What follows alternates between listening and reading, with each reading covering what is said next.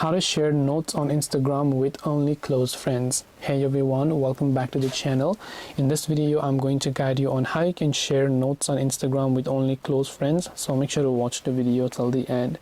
In order to actually share notes on Instagram with only some of your close friends, you have to simply go ahead and then open up the Instagram app, go to the DMs tab, and then just try to add a note over here, right?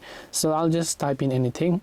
Now if I want to share this only with my close friends, right here you can see share with followers that follow you back, or tap the drop down menu and select close friends. Now if you have not added people, then you can tap on add people and choose to actually add those people over here by tapping the done option.